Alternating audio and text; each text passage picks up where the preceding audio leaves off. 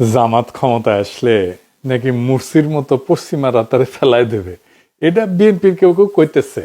কথাটা যে খুব বাড়ায় বলতেছে তা না, ঘটনা তো এটা ঘটিছেই। মুরসির মিশরের গল্প দিয়ে শুরু করি যেন বুঝতে সুবিধা হয়। মুরসি কে ছিলেন? মোহাম্মদ মুরসি 2012 থেকে 13 সালে কয়েক মাসের জন্য সেই আরব বসন্তের পরে মিশরের নির্বাচিত প্রেসিডেন্ট ছিলেন। তার দল মুসলিম ব্রাদারহুড, জামাতের মতোই একটা ইসলামী দল ছিল। এই মুরসিরা ফেলায় দেয় আর্মি, তারপরে মৃত্যুদণ্ড দেয়, জেলে ভরে, তারপরে আবার পুনর্বিচার চলাকালীন সময়ের মধ্যে তার মৃত্যু ঘটে। মিশরের মুসলিম ব্রাদারহুড খুবই জনপ্রিয় রাজনৈতিক দল ছিল, সমাজের গভীরে তার বিস্তৃতি ছিল, অনেক পুরানমার ঐতিহ্যবাহী সংগঠন ছিল। তার উপরে মুসলিম ব্রাদারহুডের জামাতের মতো 71-এর কালিমা ছিল না। তারপরেও তারা তাদের পতন ঠেকাইতে পারেনি। কেন পারেনি?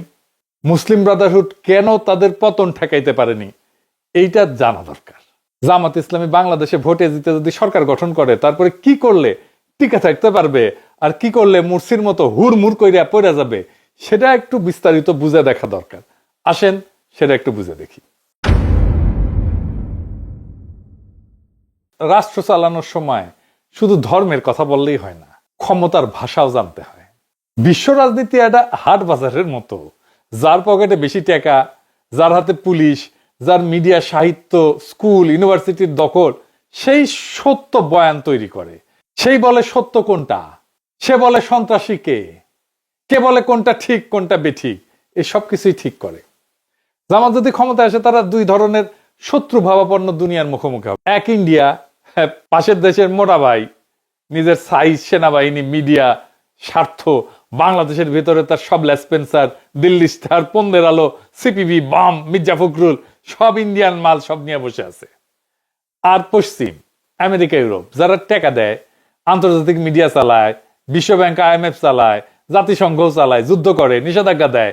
এর মধ্যে প্রফেসর ইউনূস আছে ট্রান্সপারেন্সি ইন্টারন্যাশনাল, আছে ব্র্যাক, সিপিডি, দূতাবাস, বাঙ্গু, সুশীল, এলিট, যাদের মুখ বাংলাদেশের পশ্চিমে, বাংলাদেশ যাদের উপনিবেশ।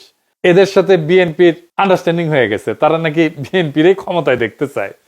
এইটা আমার কথা না, এটা বিএনপি বলে দিচ্ছে। ফয়সালা নাকি হয়ে গেছে, মির্জা ফখরুল নিজে বলিছে, শুনেন। বিএনপিকে দেখতে চায় এখন আন্তর্জাতিক বিশ্ব এবং বাংলাদেশের মানুষ। তো এই পশ্চিমাদের দালালদের ক্ষমতা আনবেন নাকি আনা উচিত? পশ্চিমারা কেন বিএনপি ক্ষমতা দেখতে চায়? তারা ঠিক যেই কারণে হাসিনা ক্ষমতায় দেখতে চাইতো, ঠিক একই কারণে তারা বিএনপিকেও দেখতে চায়, যেন তাদের তালুকদারি বাংলাদেশে কায়েম থাকে। তো এই দুই পক্ষের কাছেই ইসলামিস্ট পার্টি মানেই সন্দেহ। তারা ভাবে এরা ক্ষমতায় আসলে শরিয়া আইন চালু করবে, জঙ্গি বানাবে, ঝাঁকে ঝাঁকে নারীর অধিকার থাকবে না, তাদের লেখাপড়াই করতে দেবে না, ঘরের মধ্যে আটকে রাখবে, সংখ্যালঘুরা মায়ের খাবে সকাল সন্ধ্যা 2 বার। তাই জামাতের প্রথম কাজ হইতেছে এমন পরিস্থিতি তৈরি করা, বলবে আমরা সন্ত্রাসী না, সন্ত্রাস আমাদের পথ না, আমরা গণতান্ত্রিক, আমরা আধুনিক, আমরা স্মার্ট, আমরা শান্তিপূর্ণ দুনিয়ার নর্ম মেনে চলা গণতান্ত্রিক ইসলামী সরকার। এটা প্রমাণ করা। কিভাবে করবে?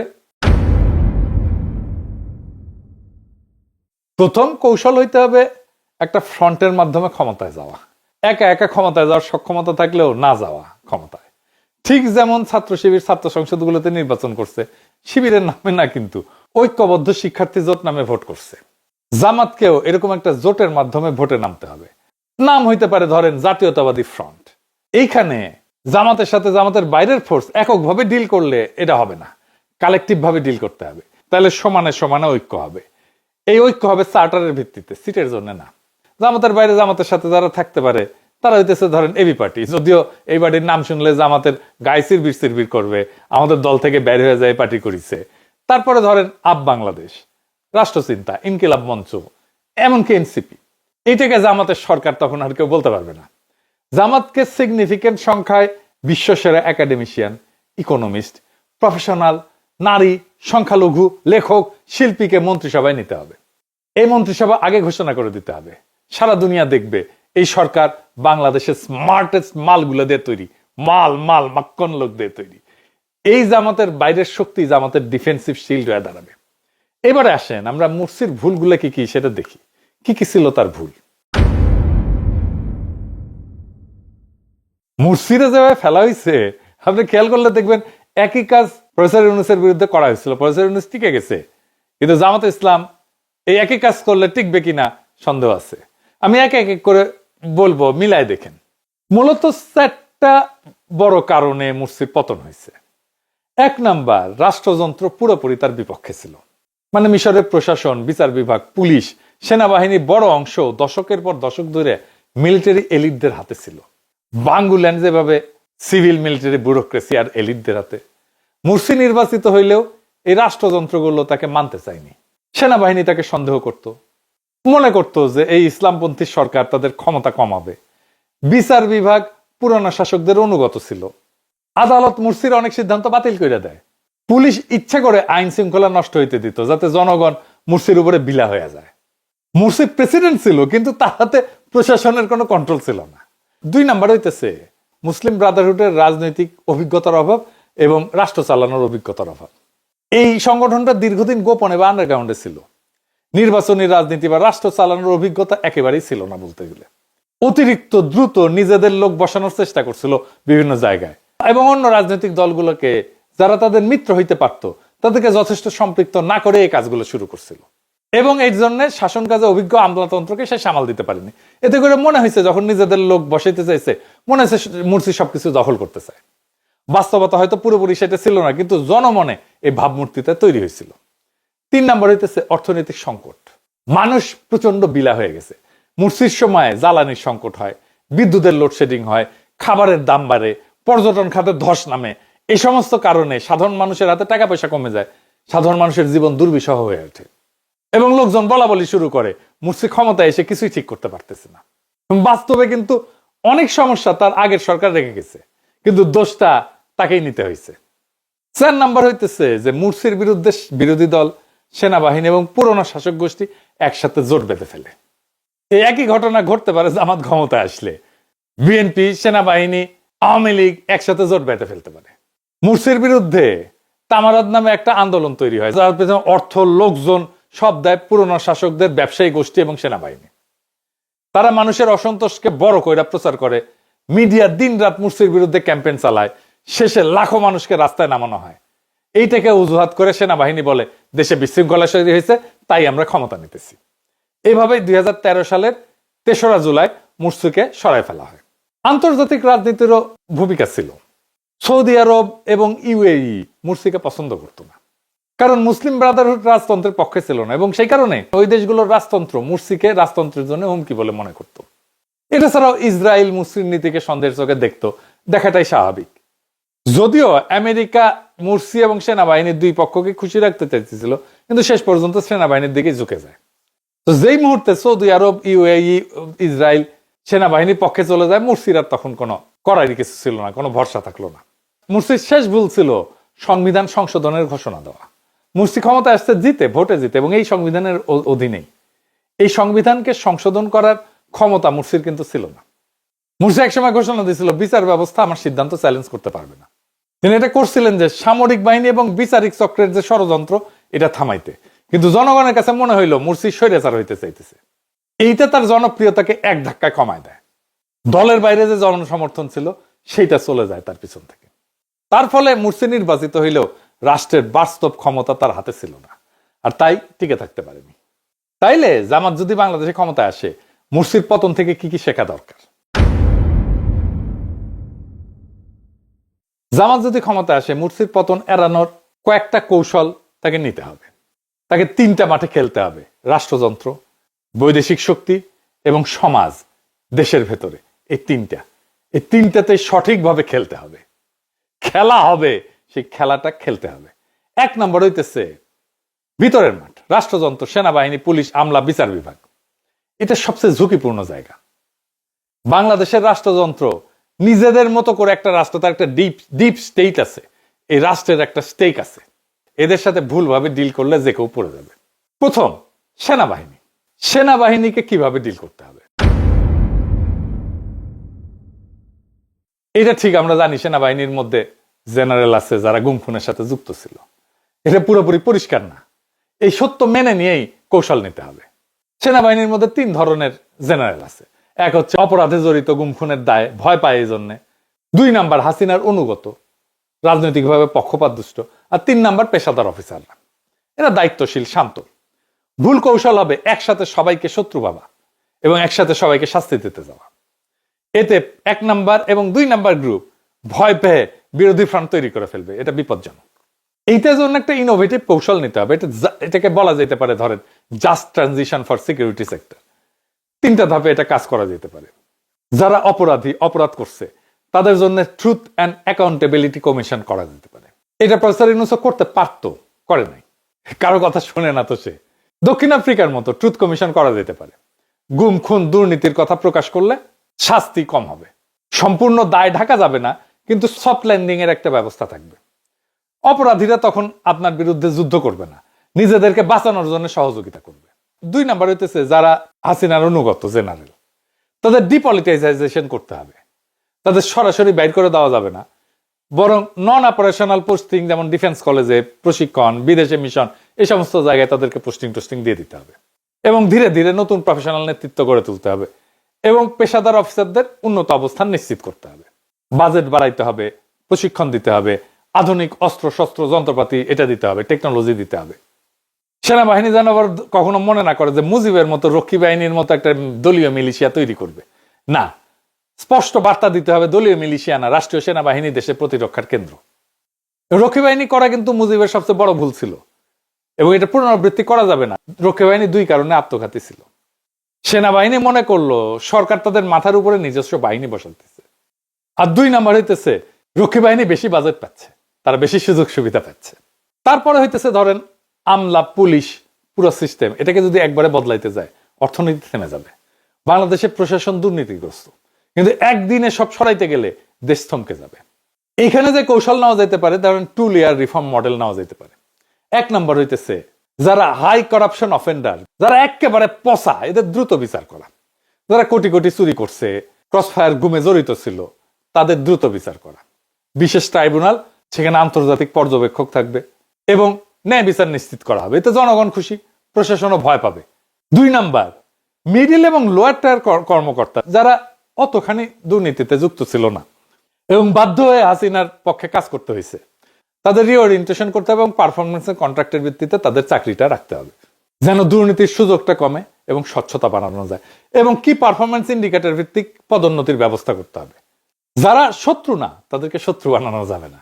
2 নাম্বার, যেটাকে আমি বলছি বাইরের মান, ইন্ডিয়া, পশ্চিম দুনিয়া, চীন, আরব, তুরস্ক কেন সেটার আলাপে আসতেছি পরে। এদের সাথে কিভাবে ডিল করবে? ধরেন ইন্ডিয়া আমাদের প্রতিবেশী হিসেবে থাকবে, আমি তো দেশকে তুলে নিয়ে অন্য জায়গায় যেতে পারবো না। ইন্ডিয়ার সাথে আমাদের একটা ডিলিংসটাকে, এটাকে খুব মেটিকুলাসলি এটাকে আমাদের ব্যালেন্স করতে হবে। ভারতের ভয়টা আমাদেরকে জানতে হবে। ভারত জামাতকে কিভাবে, কি কারণে ভয় পায়? 3টা কারণে ভয় পায়। একটা হচ্ছে তারা মনে করে যে তাদের পাকিস্তান ঘেঁষা ভাবমূর্তি আছে, সীমান্তে চরমপন্থার ভীতিতে আছে তাদের, ভারতের মুসলিম রাজনীতিতে প্রভাব ফেলবে জামাত ইসলাম জিতে যায় যদি, এটা একটা ভয়। এইখানে একটা স্ট্র্যাটেজিক ব্যালেন্সের কৌশল নিতে হবে। আমি মনে করি এখানে মমতা ব্যানার্জির সাথে একটা সম্পর্ক তৈরি করতে হবে। মমতার ভোটের মূল শক্তি কিন্তু মুসলিম ভোট। মমতাকে আমরা আস্থায় নিতে পারলে, ইকোনমিক সম্পর্ক তৈরি করতে পারলে পশ্চিমবঙ্গের সাথে, এটাই আমাদের ভারতের মধ্যে আমাদের স্বার্থ রক্ষা করবে। যদি জামাত মানবাধিকার, গণতন্ত্র, সহাবস্থান, অর্থনৈতিক উন্নয়নের ভাষা গ্রহণ করে এবং বাংলাদেশ ভারত সম্পর্ককে শান্তিপূর্ণ রাখার প্রতিশ্রুতি দেয়, তাহলে পশ্চিমবঙ্গ মুসলিম ভোট ব্যাংকের মধ্যে একটা সফট সিম্প্যাথি তৈরি হতে পারে। এই সিম্প্যাথেটিক ক্লাইমেট বাংলাদেশের জন্য উপকারী হবে। ভাষা ব্যবহারের ক্ষেত্রে শান্ত ভাষা ব্যবহার করতে হবে। আপনি আরএসএস, বিজেপি, হিন্দুত্ববাদী রাজনীতির সমালোচনা করেন, মুসলিম কোপানোর রাজনীতির সমালোচনা করেন, কিন্তু অ্যাজ এ হোল ভারত বিরোধী যুদ্ধোন্মাদ কোন ভাষা, রেটরিক এটা ব্যবহার করা যাবে না। আপনি কঠিন দাবি তোলেন কূটনীতিতে, যেমন পানি নিয়ে দাবি তোলেন, পানির হিস্সা নিয়ে দাবি তোলেন, সীমান্ত হত্যা নিয়ে দাবি তোলেন, বাণিজ্যের ভারসাম্য নিয়ে দাবি তোলেন এবং এইটাকে ইনস্টিটিউশনাল ডিপ্লোমেসি দিয়ে আপনি ডিল করেন। মানে আমরাও তো রাষ্ট্র হিসাবে cross border network, cross border সন্ত্রাসী যদি থাকে সেটাও তো আমরা হইতে দিতে পারি না। আমরা তো শান্তিপূর্ণ সীমান্ত চাই, আমরা তো সীমান্তে কোনো অপরাধ চাই না, আমরা তো সীমান্তে চোরাচালান চাই না, আমরা সীমান্তে কোনো সন্ত্রাসী কর্মকাণ্ডও চাই না। এইখানে 2 পক্ষেরই একটা আস্থার জায়গা তৈরি করতে হবে। এর বাইরে পশ্চিম, ইউরোপিয়ান ইউনিয়ন, আমেরিকা, এদের ভয় একটাই যে তালিবান হয়ে গেল কিনা। তারা 3টা জায়গায় টেস্ট করবে। এটা সংখ্যালঘুদের অবস্থা কেমন, নারীদের অবস্থা কেমন, বিরোধী দল বা মিডিয়ার অবস্থা কেমন। যদি জামাত এখানে ভুল করে বসে, তৎক্ষণাৎ এই পশ্চিমা মিডিয়া বলে বসবে বাংলাদেশ আর একটা তালেবান রাষ্ট্র হয়ে গেছে। এর ফলে কি হবে, IMF ওয়ার্ল্ড ব্যাংক টাকা বন্ধ করে দেবে, ইউরোপিয়ান ইউনিয়নের জিএসপি সুবিধা ঝুলে যাবে, রপ্তানি পড়ে যাবে ধপাস করে, অর্থনীতি ক্র্যাশ করবে এবং তার ফলে সরকার পড়ে যাবে। সমাধান খুব সহজ, নির্বাচন থাকবে, নিশ্চয়তা থাকবে, বিরোধী দল থাকবে, আদালত স্বাধীন থাকবে, সংখ্যালঘুদের নিরাপত্তা হবে রাষ্ট্রের দায়িত্ব, নারীরা শিক্ষা, চাকরি বাকরি, স্বাস্থ্য এবং এখানে সমানাধিকার অক্ষুণ্ণ থাকবে। এখানে বলতে হবে আমরা নিয়মতান্ত্রিক ইসলাম চাই এবং তার সাথে আমরা গণতন্ত্রও চাই। এই মডেল পশ্চিম কিন্তু স্বীকার করে।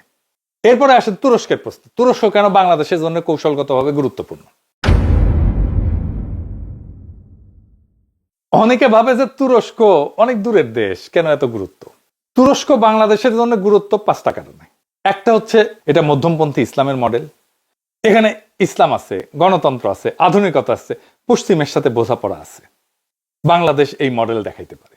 তুরস্কের বিশাল ডিফেন্স ইন্ডাস্ট্রি আছে, ড্রোন, নৌবাহিনীর টেকনোলজি, সাইবার ডিফেন্স। আমরা আমাদের ডিফেন্স পারচেজের জন্য ভারত বা চীনের উপরে নির্ভরতা ছাড়াই আর একটা শক্তিশালী পার্টনার খুঁজে নিতে পারি। তুরস্ক আরব দুনিয়াতেও পরিচিত মুখ, পশ্চিমেও পরিচিত মুখ, গ্রহণযোগ্য মুখ। তুরস্ক এরপরে পশ্চিমা সামরিক জোট ন্যাটোর সদস্য, আবার মুসলিম বিশ্বের নেতৃত্বেও আছে। চমৎকার ব্যালেন্স করে চলতেছে। তুরস্কের এই মডেলটা আমাদের ফলো করা খুব জরুরি। তুরস্কের সাথে আমাদের একটা হিস্টোরিক সিলসিলা আছে, মানে আমাদের আধুনিক বাংলা সালতানাত যেটাই বলি সেটা তুর্কি বিজয় থেকে শুরু হয়েছে। তুরস্কের সাথে আমাদের একটা ঐতিহাসিক সিলসিলা আছে। এরকম দেশ আমাদের পক্ষে কথা বললে পশ্চিমারও রাগ করবে না, আরবরাও করবে না। এছাড়াও বাংলাদেশের অভিবাসী শ্রমিকদের সুরক্ষা দিতে পারে তুরস্ক, কারণ মধ্যপ্রাচ্যে তুরস্কের ইনফ্লুয়েন্স আছে। সে এমনকি রোহিঙ্গা ইস্যুতে বড় ভূমিকা রাখতে পারে, মানবিক নেতৃত্ব দিতে পারে। এটি তুরস্কের গুরুত্ব। এরপরে আছে ঘরের মাঠ। আসেন সেটা একটু বুঝে দেখি। ঘরের মাঠে থাকবে বিএনপি, বাম, সংখ্যালঘু, নারী, মিডিয়া। সেটা কিভাবে সামলাবে? বিরোধীদের স্পেস দিতে হবে, তাদের কথা বলা বন্ধ করা যাবে না, তাদের উপরে নিপীড়ন চালানো যাবে না, কারণ শেষ মুহূর্তে তারাই রক্ষা কবচ হয়ে দাঁড়াবে। মুরসির পতনের দিনে দেশের কোনো বিরোধী দল তাকে রক্ষা করেনি। বাংলাদেশেও তাই হবে যদি জামাত সব দলকে নিষিদ্ধ করে, শত্রু বানায়, বা তাদেরকে কথা বলতে না দেয়, তাদেরকে স্পেস না দেয়। কৌশল হবে ওপেন পলিটিক্স, জিরো রিভেঞ্জ। বিরোধী দল চলবে, টক শোতে মত বলবে, যা খুশি তাই বলবে, গালাগালি করবে, সমালোচনা করবে, একদম কোথাও কোনো সেন্সর নাই। গ্রেপ্তার করা যাবে না, মুখ চেপে ধরা যাবে না। আপনি যদি বিরোধী দলের বিরোধী মতকে রক্ষা করেন, আগামীকাল তারা বিদেশি চাপে আপনাকে রক্ষা করবে। বিএনপি প্রকাশ্য শত্রুতা করতেই পারে, কারণ তাদের আমরা জিতবো এরকম একটা মানসিকতা আছে। হেরে গেলে একটা বিশাল শক হবে তাদের জন্য। এখানে তো 3 ধরনের সমস্যা হবে আর কি। বিএনপি যদি হেরে যায়, তারা ভাবে যে তারা ক্ষমতা তাদেরই প্রাপ্য। তারা যদি হারে, তাদের কর্মী সমর্থকরা ধরে নেবে যে চুরি হয়েছে, প্রতারণা করছে আমাদের সাথে। এখনো মনে করে ডাকসুতে নাকি চুরি হয়েছে ভোট। চিন্তা করেন, মনে করে বিএনপির অনেক কর্মী মনে করে। তো তারা তো বিএনপি তো তখন রাজপথে বিদেশি লবিং দিয়ে সরকারকে নামাইতে চাইতেই পারে। এইরকম একটা অবস্থায় একটা ইসলামপন্থী দল যদি সরকারে থাকে, তাকে টিকতে চাইলে 3টা কাজ করতে হবে। যে হারলে সব শেষ, এই ভয়টা ভেঙে দিতে হবে। তার জন্য সুবিধা আছে, সুযোগ আছে। ভবিষ্যতের কথা চিন্তা করেন, পরের ইলেকশনের কথা চিন্তা করেন। ওপেন মেসেজ দিতে হবে বিএনপিকে যে তোমরা হারছো, তার মানে তোমাদের সব ধ্বংস হয়ে যায়নি। তোমরা বৃহৎ অপোজিশন, নেক্সট টাইমে তোমরাই আসতে পারো ক্ষমতায়। লোকজন যেন বোঝে হারলেও দল থাকবে, সংসদে আসন থাকবে, টকশোতে কথা বলার অধিকার থাকবে, মামলা হামলা গুম খুন এগুলো হবে না। এটা হইলে তারা মরিয়া অস্ত্রের দিকে কম ঝুঁকবে এবং এই 5 বছর ধরে তারা পরবর্তীতে ক্ষমতায় যাওয়ার চেষ্টা করবে। সেইভাবে তারা দল গুছাবে। 2 নম্বর হচ্ছে রিভেঞ্জের পলিটিক্স বন্ধ করা, যেটা হাসিনা শুরু করছিল। নেতাদেরকে জেলে ভরা, গুম করা, খুন করা, কর্মীদেরকে বাসায় থাকতে না দেওয়া, মিডিয়াতে অপমান করা, ব্যবসা বন্ধ করে দেওয়া। এই কাজগুলো করলে যে কেউ ভাববে, যে কোনো বিরোধী দল ভাববে যে এই সরকার থাকলে আমাদের অস্তিত্বই থাকবে না, তাই নামতে হবে, জান পান ইয়ে করে তারা নামবে।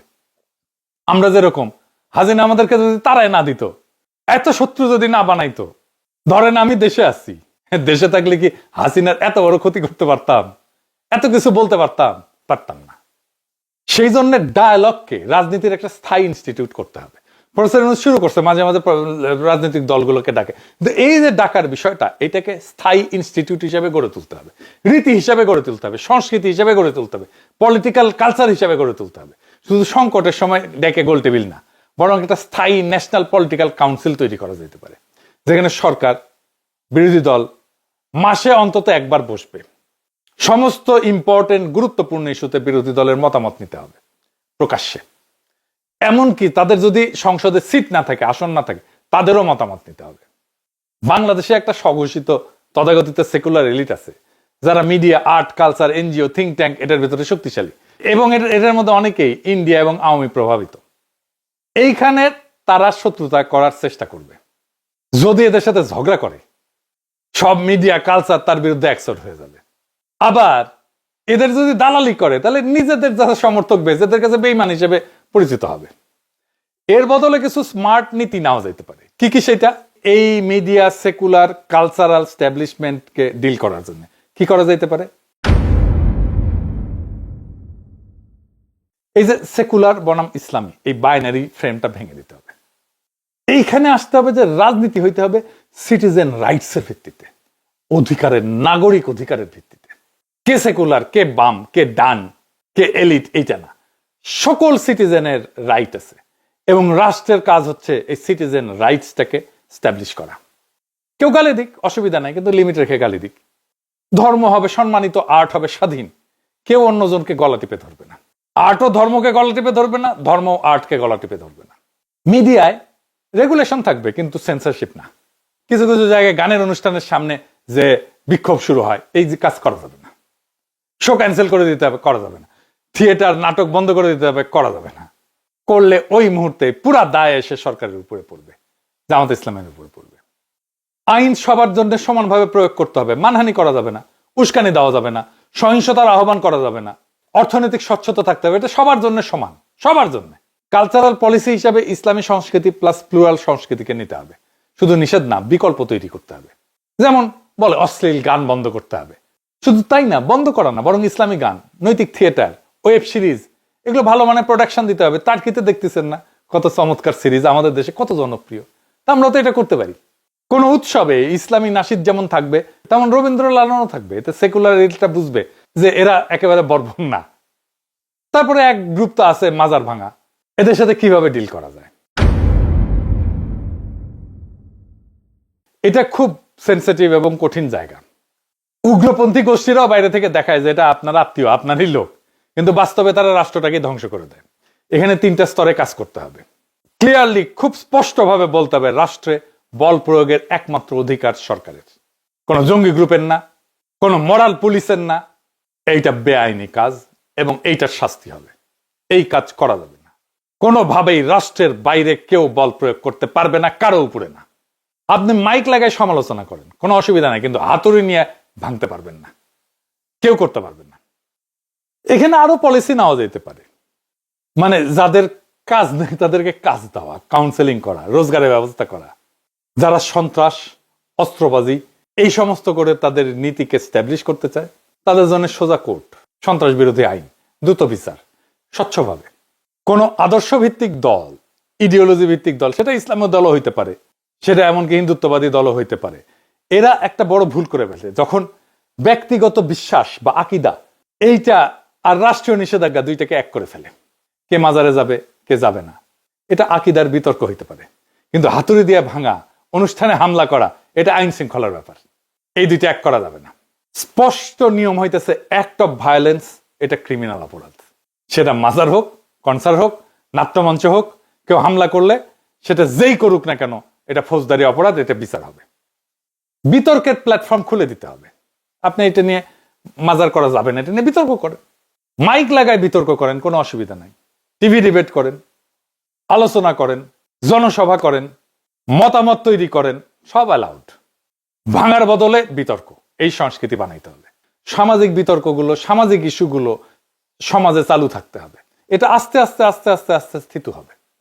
আজকে এটা সমাধান লাগবে, করা যাবে না, হয় না, এটা আসলে এভাবে করা যায় না সমাধান। রাষ্ট্র কারো আকীদাগত বিতর্ক এটাকে ফয়সালা করে দেবে না। রাষ্ট্রের কাজ শান্তি এবং নিরাপত্তা রক্ষা করা সব নাগরিকের। সংখ্যালঘু ইস্যুতে এখানে ভুল করলে আন্তর্জাতিক চাপ তৈরি হবে, তীব্র হবে। এবং বাংলাদেশে হিন্দু, বৌদ্ধ, খ্রিস্টান এদের নিরাপত্তা সবচেয়ে সংবেদনশীল বিষয়। একটাও হামলা হলে ভারত, পশ্চিম মিডিয়া একসাথে চাপ দেবে এসে। এইখানে একটা মাইনরিটি প্রোটেকশন প্রোটোকল লাগবে। হামলায় অপরাধী যেই হোক না কেন শাস্তি হবে। সংখ্যালঘু নির্যাতন, মন্দির ভাঙা, উপাসনালয় ভাঙা, এটাই জিরো টলারেন্স। এবং সংখ্যালঘুদের সরকারের দৃশ্যমান ভূমিকা থাকতে হবে। এইবার পাগল রে সাঁকো নাড়ানোর কথা মনে করাই দিলাম কিনা আল্লাহ জানে। জামাত আমার কোনো সাজেশন না নিলেও এই সাজেশনটা নিতে পারে, আগ্রহ নিয়ে। হ্যাঁ, আর অখণ্ড ভারতের সৈনিক গোবিন্দ প্রামাণিককে মন্ত্রী বানিয়ে দিতে পারে। আপনাদের তো চিন্তা যে জামাত মদ খাইতে দিবে কিনা, আমার চিন্তা জামাত গোবিন্দ প্রামাণিককে মন্ত্রী বানিয়ে দেয় কিনা। এবার আসেন নারীর প্রশ্ন। বাংলাদেশের শহুরে নাগরিকদের, বিশেষ করে এলিট সম্প্রদায়ের তিনটা ভয়। মানে জামাত ক্ষমতা আসলে পোশাক নিয়ন্ত্রণ করবে কিনা নারীদের, নারীরা চাকরি করতে পারবে কিনা, মদ টদ আবার খাইতে দিবে কিনা, বিনোদন টিনোদন এগুলো বন্ধ করে দিবে কিনা। এইটা জামাতকে স্পষ্ট করতে হবে। তবে আমি কিছু কৌশল বলে দিতে পারি আর কি, জেনারেল কৌশল হিসেবে। যেমন ধরুন পোশাকে, ইসলামের পোশাকের নির্দেশ তো শালীনতা, এবং এই শালীনতা এটা সামাজিক গ্রহণযোগ্যতার বিষয়, সামাজিক উৎসাহের বিষয়। সমাজ শালীনতার উৎসাহ দেবে, এটাকে প্রমোট করা হবে। কিন্তু পোশাক পুলিশিং এটা নিষিদ্ধ। সরকারি ভবনে শালীন পোশাক পরবে, এটা অফিসিয়াল কোড। বেসরকারি জীবনে স্বাধীনতা থাকবে, কোনো জোর থাকবে না। নারীর চাকরি, শিক্ষা এই সমস্ত নিয়ে তো প্রশ্ন আসার কথাই নাই, কারণ ইসলামে নারীর শিক্ষা এবং উপার্জন নিষিদ্ধ না, বরং উৎসাহ দেওয়া হয়। নারীর শিক্ষা, স্বাস্থ্য, চাকরিতে সমান সুযোগ, নিরাপদ পরিবহন, কর্মক্ষেত্রে হয়রানির বিরুদ্ধে কঠিন আইন থাকতে হবে এবং সেটা প্রয়োগ থাকতে হবে। এইবার আসেন মদের প্রশ্ন আর কি। এইটাই তো কিছু করার নাই। হ্যাঁ, কিন্তু বাংলাদেশে অমুসলিম আছে, পর্যটক আছে, তারা আসে। সো মুসলিমদের জন্য এটা তো নিষিদ্ধ করা ছাড়া কোনো উপায় নাই, তাই না? মানে আমার মজাই লাগতেছে, অমুসলিমদের জন্য লাইসেন্স টাইসেন্স দিতে হবে। তো আমার কোনো সমস্যা নাই, আমি আসিছি যেন অনেকের জ্বলে যেতেছে আর কি। আমার ক্ষুদ্র রাতার ভগিনীটা কই, দাদার কি মজা, এখান থেকে মাল খেয়ে টাল হয়ে থাকতি, শুধু কি টাল, গান ধরবো, গান গান টালে গান ধরবো। ওই যে নিশান লাটিম জিন ধরিছে, চোখের তারায় রং জমিছে, এখন কোনো দুঃখ নেই, নেই কোনো ভাবনা, ইনকা করে দিন যদি যায় যাক না, কি হিংসা হয়। দুবাই মালয়েশিয়ায় পাওয়া যায় না মদ, পাওয়া যায় তো, এটা একটা মডেল আছে, সেই মডেলটা ফলো করতে হবে। এটা ইসলামের সাথে সাংঘর্ষিক না, আর আন্তর্জাতিক মিডিয়াতেও এটা নিয়ে কোনো সমালোচনা থাকবে না। এটার তো এক্সাম্পল আছে কিভাবে এটাকে কন্ট্রোল করা যায়। এখন সবচেয়ে কঠিন প্রশ্ন, আমি এই প্রশ্নটা আনছিলাম, সেটা হইতেছে যে বাংলাদেশের ইকোনমিটা, এটা তো একটা করাপ্ট ইকোনমি, এখানে চেয়ার টেবিলও ঘুষ খায়। তো এই করাপ্ট ইকোনমিটাকে যদি আমার ঠিক করতে হয়, তাহলে কি দুর্নীতির বিরুদ্ধে প্রথম দিন থেকে আপনি জেহাদ শুরু করবেন? তাহলে অর্থনীতি, ইকোনমি কোলাপস করে যাবে। বাংলাদেশের অর্থনীতিটা করাপশন ডিপেন্ডেন্ট ইকোনমি, এটা মানি বা না মানি, এটা সত্য। হঠাৎ সবকিছু বন্ধ করলে ব্যাংক থেকে যাবে, আমদানি হবে না, গার্মেন্টস বন্ধ হবে, বাজারে জিনিসপত্রের দাম লাফায় লাফায় বাড়বে। এখানেও আমি যেটাকে বলি soft landing, anti corruption strategy, এটা নিতে হবে। এটা কি? এটা কয়েকটা ফেজে করতে হবে। প্রথম ফেজে, ফেজ 1, যেগুলো বড় দুর্নীতি, ব্যাংক লুট করছে, সিন্ডিকেট করছে, এদের বিরুদ্ধে কঠোর ব্যবস্থা, এতে জনগণ খুশি হয় আর সৎ ব্যবসায়ীরা আস্থা পায়। 2 number phase, market reform, syndicate ভাঙা, আমদানি রপ্তানি স্বচ্ছ করা, ব্যাংক যে কমিশন নেয় সেটা নিয়ন্ত্রণ করা। 3 number phase, structural reform, tax system সহজ করা, ডিজিটাল লেনদেন বাড়ানো, সরকারি কেনাকাটায় স্বচ্ছতা আনা, হঠাৎ ধাক্কা দিয়ে না, ধীরে ধীরে দীর্ঘমেয়াদী কৌশল নিয়ে এই দুর্নীতিটা কমাইতে হবে। এটা ছাড়া ধরেন বিদেশি গোয়েন্দা সংস্থা, স্পেসিফিক্যালি এদের তো একটা ইন্টেলিজেন্স একটা কাজ করে, বাংলাদেশের মধ্যে অন্তর্ঘাত করে, আমরা বুঝতে পারি। এটাকে কিভাবে সামলানো যায়, এরা কাজ করে কিভাবে। এরা যেমন মিডিয়াতে আছে কিছু ব্যক্তি এবং প্রতিষ্ঠান, যেমন ধরেন এনাস আলমগীর, এনাস মানে বুঝেন তো, তারপরে আব্দুল নূর তুষার, এই ধরনের লোকজনদেরকে দিয়ে, তারপরে পন্দের আলো, ডেলি স্টার, এগুলো তো আছেই। এনজিওতে যেমন ধরেন ব্র্যাক আছে, সিবিডি আছে, ট্রান্সপারেন্সি ইন্টারন্যাশনাল আছে, এদের সাথে এদেরকে কিছু ফান্ড টান দেয়। রাজনৈতিক ফ্যাকশন, যেমন ধরেন এই যে শেখ রুমিনুর রহমান, ফজা পাগলা, এই সমস্ত ইন্ডিয়ান মাল এদেরকে দিয়ে কাজ করে। আমরা কিন্তু বুঝি এরা কেমনে কাজ করে। সামরিক এবং প্রশাসনের কিছু কিছু জায়গায় এদের লোক আছে, তো ওয়াকারি তো তাদের লোক। তো এইভাবে তারা মাইক্রো ছোট ছোট ছোট ছোট ইনফ্লুয়েন্স তৈরি করে, মাইক্রো ইনফ্লুয়েন্স। এইটাকে সামলানোর জন্য পেশাদার কাউন্টার ইন্টেলিজেন্স তৈরি করতে হবে, এবং আমাদের গোয়েন্দা সংস্থাগুলোর মধ্যে ফরেন ইন্টেলিজেন্স ডেস্ক লাগবে, যারা এগুলো মনিটর করবে। কাদের সাথে বিদেশি যোগাযোগ আছে, কারা বিদেশি রাষ্ট্রের স্বার্থ রক্ষা করে খুঁজে বের করতে হবে, এবং তাদের কাজগুলো মনিটর করতে হবে। বিদেশি ফান্ড দেখবে, মিডিয়া ইনফ্লুয়েন্স দেখবে, এটার অপারেশন দেখবে, রাজনৈতিক পার্টি কানেকশন গুলো দেখবে, বের করবে। এবং আমাদের রাষ্ট্রযন্ত্রের ভেতরে যে কাঠামোগত দুর্বলতা আছে এটা কমাইতে হবে। বিদেশি প্রভাব, বিদেশি ইন্টেলিজেন্স এটা ঢোকে সাধারণত যেখানে লোকজন অর্থের দুর্নীতিগ্রস্ত, আদর্শে ফাঁকা, রাষ্ট্রের উপরে বিশ্বাস নাই। তাই করাপশন কমলে এদের অ্যাক্সেসটা এমনিতেই কমে যাবে। সেনাবাহিনী, ব্যুরোক্রেসি, মিডিয়া, একাডেমিয়া সবার মধ্যে একটা ন্যাশনাল ইন্টারেস্টেড বোধ তৈরি করতে হবে। এটাই আসল প্রতিরক্ষা। আর ভারতকে একটা বার্তা দিতেই হবে যে আমরা তোমাদের বিরুদ্ধে ক্যাম্পেইন করতে চাই না, তোমরাও আমাদের আভ্যন্তরীণ রাজনীতিতে হস্তক্ষেপ করবে না। ধরেন ইন্ডিয়াকে একটা প্রপোজাল দেওয়াই যেতে পারে যে আমরা ক্রস বর্ডার চোরা কারবার এটাকে জিরো করব। এটাতে তাদেরও লাভ, আমাদেরও লাভ। রাজনীতি কেবল ভোটের খেলা না, ভোটের হিসাবও না। রাজনীতি হইতেছে রাষ্ট্রকে বাঁচানো এবং তাকে অগ্রসর করার শিল্প। মুরসি ভোটে জিতছিলেন কিন্তু টিকতে পারেননি, কারণ তিনি বুঝতে পারেননি যে ক্ষমতার মাইক্রোফোন হাতে পেলেই ক্ষমতা পাওয়া যায় না। ক্ষমতা টিকে থাকে রাষ্ট্রযন্ত্র, জনগণ, প্রতিবেশী, বৈশ্বিক শক্তি, এই চারটা চাকার উপরে। একটা চাকা নষ্ট হইলেই গাড়ি উল্টায় যায়।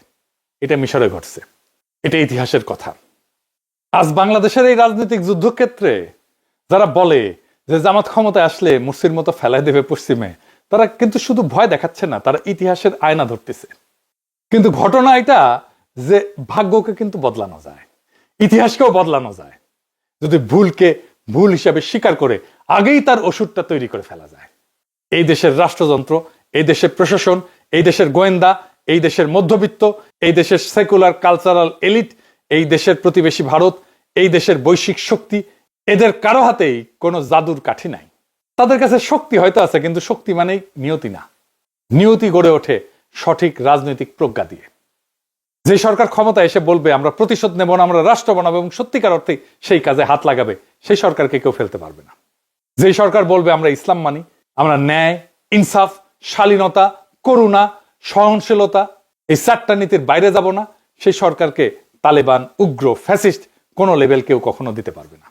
যে সরকার বলবে সংখ্যালঘু আমার নাগরিক, নারী আমার নাগরিক, বিরোধী দল আমার নাগরিক, এমনকি যে আমাকে ভোট দেয়নি সেও আমার নাগরিক, সবার স্বার্থ রক্ষা করাই আমার রাষ্ট্রীয় দায়িত্ব, সেই সরকারকে ফেলার মতো শক্তি এই পৃথিবীতে নাই।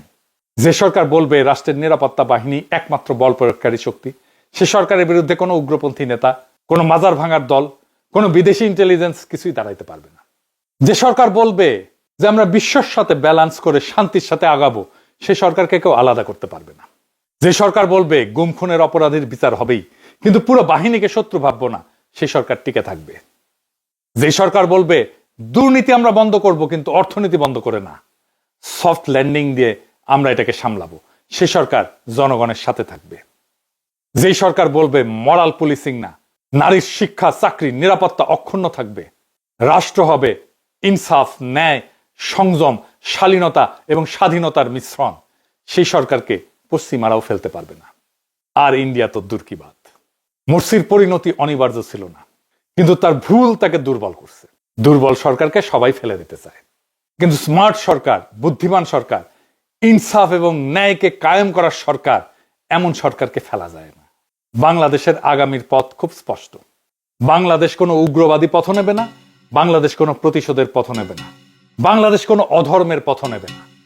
এই দেশ নেবে ইনসাফের রাজনীতি, সংযমের রাষ্ট্র, সাম্যের সমাজ এবং মর্যাদার কূটনীতি। যেই দল এই পথ নেবে সেই দল টিকে থাকবে, তাকে ফেলানোর ক্ষমতা কারো নাই। যেই দল এই পথ নেবে না সেই দল পড়বে, ইতিহাসের আস্থা করেই পড়বে। ইতিহাস আমাদের সামনে দরজা খুলে দিছে। এখন দরকার সঠিক সিদ্ধান্ত, দরকার প্রজ্ঞা, দরকার সহনশীলতা, দরকার আত্মবিশ্বাস। আর একটা বাক্য মনে রাখা দরকার, ক্ষমতায় যাওয়াই বড় কথা না, ক্ষমতায় টিকে থাকাটাই বড় কথা। এটাই ইতিহাসের প্রকৃত পরীক্ষা, এবং আমরা বাংলাদেশের জনগণ এই পরীক্ষায় এবার ভুল করব না, ইনকিলাব জিন্দাবাদ।